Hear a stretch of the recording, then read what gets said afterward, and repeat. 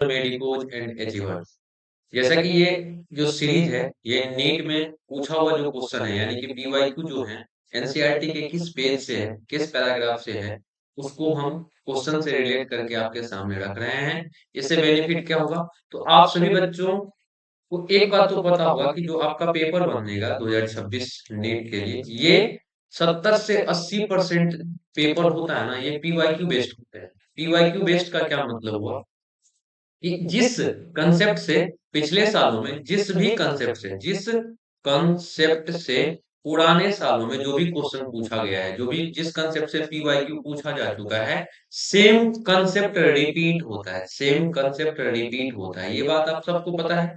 Same concept repeat होना है, ये बात सबको पता है। तो हम क्यों ना एनसीईआरटी का जो पैराग्राफ से क्वेश्चन उठा चुका है, उस पैराग्राफ को बहुत अच्छा से क्यों ना पढ़ ले, ताकि मेरा 70 से 80% क्वेश्चन ऐसे ही देखते ही बन जाए। आज का जो पहला क्वेश्चन रहने वाला है, ये 2016 नीट में पूछा हुआ क्वेश्चन है। क्वेश्चन पढ़ो तो सबसे पहले क्या पूछा गया? मेथानोजेंस बिलोंग टू। अब आंसर ढूंढने से पहले हम पहले एनसीईआरटी का पैराग्राफ देख लेते हैं मेरे भाइयों। तो आर्कीबैक्टीरिया जब पढ़ रहे थे आप, जब बायोलॉजिकल क्लासिफिकेशन चैप्टर का ये वाला टॉपिक पढ़ रहे थे आर्कीबैक्टीरिया, तो यहाँ से आपको पता चलेगा कि आर्कीबैक्टीरिया जब पढ़िएगा तब यहाँ आर्कीबैक्टीरिया में हम लोग को मेथानोजेंस के बारे में पढ़ना है। तो देखिए क्या लिखा है, ये अच्छे से अंडरलाइन कर लीजिएगा और अच्छे से याद रखिएगा कि methanogens are present in gut of several ruminant animal, जैसा कि कॉज और buffalo, and they have responsible for production of methane. और वो जो है रिस्पांसिबल होता है किसके लिए? मेथेन प्रोडक्शन के लिए रिस्पांसिबल होते हैं। यानी कि मेथेन यानी कि बायोगैस का मेन कंपोनेंट होता है मेथेन। यानी कि मेथेन प्रोडक्शन यानी कि बायोगैस प्रोडक्शन के लिए रिस्पांसिबल होते हैं। और बायोगैस या मेथेन कैसे प्रोडक्शन करता है? वो किन चीजों से? तो डंग ऑफ दीज एनिमल, यानी कि गाय और भैंस के जो गोबर से मेथेन गैस बनेगा, उसके प्रोडक्शन के लिए जिम्मेवार कौन होंगे? मेथानोजेंस नाम के बैक्टीरिया। ये मेथानोजेंस क्या है? एक प्रकार का बैक्टीरिया है, ठीक है। तो अब आंसर आप ही दे लीजिए। तो मेथानोजेंस बिलोंग टू, अभी तुरंत आप कौन सा ग्रुप में मेथानोजेंस के पढ़े हो? अभी आप मेथानोजेंस को किस ग्रुप में पढ़े हैं? आर्की बैक्टीरिया में। देखो ना भाई, आर्की बैक्टीरिया में। इस प्रकार से आप इन सारे कंसेप्ट को बार बार देखते रहिएगा, क्योंकि यहाँ से ऑलरेडी क्वेश्चन पूछा जा चुका है, तो मे भी अगला एग्जाम में भी यहाँ से क्वेश्चन उठा सके। अगला क्वेश्चन है, primitive prokaryote responsible for production of biogas. देखो यार, आपसे पूछा गया प्रोडक्शन ऑफ बायोगैस, बायोगैस के लिए रिस्पॉन्सिबल कौन सा प्रिमिटिव प्रोकैरियोट है? From Dang of ruminant animals. अभी तुरंत पढ़े हो आप।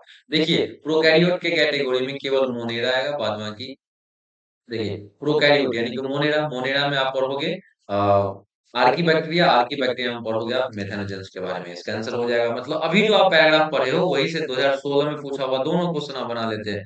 देख मेरे भाई, अच्छा यहाँ पे अंतर क्या था? तो ये देखो कितना मजेदार बात है, नीट फेज 2 में 2016 में सेम कंसेप्ट से पूछा हुआ था, फेज 1 में भी सेम कंसेप्ट से पूछा हुआ था, बस लैंग्वेज में अंतर है। यही चीज करता ही है नीट। अब अगला question, Archie bacteria differ from you bacteria. पूछा गया कि आर्की बैक्टीरिया यू बैक्टीरिया से किस तरीका से अंतर हो, आर्की बैक्टीरिया और यू बैक्टीरिया में किस प्रकार का अंतर होता है, दोनों में किस प्रकार का डिफरेंस होता है?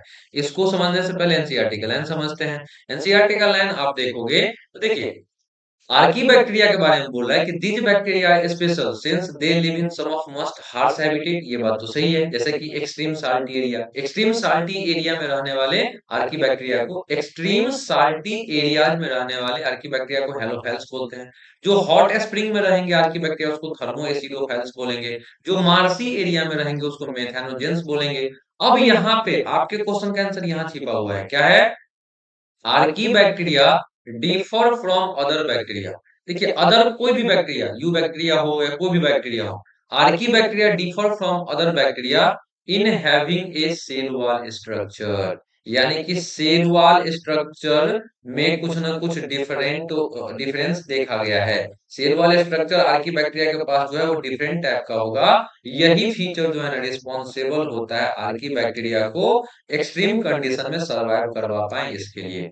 ये बात समझ में आया? तो इस प्रकार से हम क्वेश्चन ढूंढेंगे कि आर्की क्वेश्चन का आंसर ढूंढेंगे कि आर्की बैक्टीरिया यू बैक्टीरिया से किस प्रकार से अंतर किस प्रकार से डिफरेंस दिखाता है। तो आपको पता चला कि आर्की बैक्टीरिया दूसरे किसी भी बैक्टीरिया से सेल वॉल के स्ट्रक्चर में डिफरेंस दिखाता है। तो यहाँ पे आंसर ढूंढोगे तो आंसर एज इट इज कहीं नहीं लिखा हुआ है।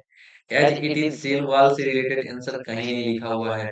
यहाँ पे सेल मेम्ब्रेन का स्ट्रक्चर दिया हुआ है। तो हम अभी क्लियर कट पढ़े हैं, क्लियरली पढ़े हैं कि सेल वॉल के स्ट्रक्चर में डिफरेंस होता है, सेल मेम्ब्रेन में नहीं। तो ये आंसर हमारा दिमाग घुमाने वाला हो सकता है। मोड ऑफ न्यूट्रिशन हम देखवे नहीं किए हैं, मोड ऑफ रिप्रोडक्शन अभी हम पढ़वे नहीं किए हैं, सेल शेप। और आपको थोड़ा सा एक्स्ट्रा नॉलेज दे दूं, तो सेल वॉल जो है ना, सेल का शेप डिसाइड करता है। तो इनडायरेक्टली यहाँ से आंसर हम सेल शेप दे सकते हैं। ठीक है, चलिए मिलते हैं नेक्स्ट वीडियो में। तब तक आप सभी बच्चे अपना ध्यान रखें। ये जो हमारा सीरीज रहने वाला है एकदम शॉर्ट, यही हार्डली 5 से 6 मिनट, 5 से 6 मिनट, 7 मिनट, बहुत इतना ही होगा। तो इसमें हम क्या देखेंगे, क्वेश्चन पीवाईक्यू वाला देखेंगे और एनसीईआरटी के किस पैराग्राफ से पूछा गया है इसको रिलेट करवाएंगे।